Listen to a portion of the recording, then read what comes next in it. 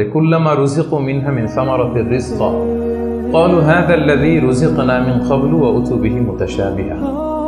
আমরা যখন জান্নাতে যাব, আমাদেরকে জান্নাতের যখন কোনো ফল দেয়া হবে, লেটস সে অ্যাপেল দেয়া হলো খাওয়ার জন্য, এই অ্যাপেল দেখেই মানুষ বলবে এই তো আপেল তো দুনিয়াতেও খাইছে। এটা তার মানে দুনিয়াতে যে খাইছে এই সেন্স কিন্তু আমরা ভুলে যাইনি।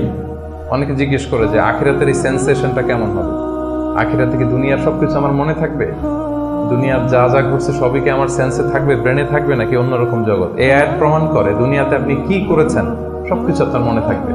ফলে অ্যাপেল যখন দেয়া হবে দেখেই বলবে উতু বিহি মুতাশাবিহা, এরকম আপেল তো আমাকে দুনিয়াতে দেয়া হয়েছে, আর এটা তো আপেল, তো এখানে না কি ডিফারেন্ট কিছু দেয়া হবে, তো আপেল দিতেছে কেন এখানে?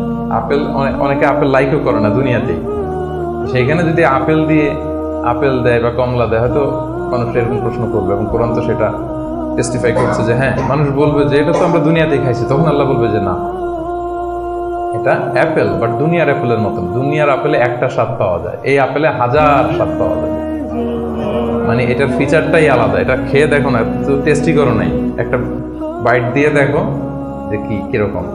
তো এই আয়াতটা আমি আনলাম এজন্য যে মানুষের সব খেয়াল থাকবে, দুনিয়াতে কি হয়েছিল, কি খাইছিল, কি করছিল, তার সব হিস্ট্রি তার মনে থাকবে।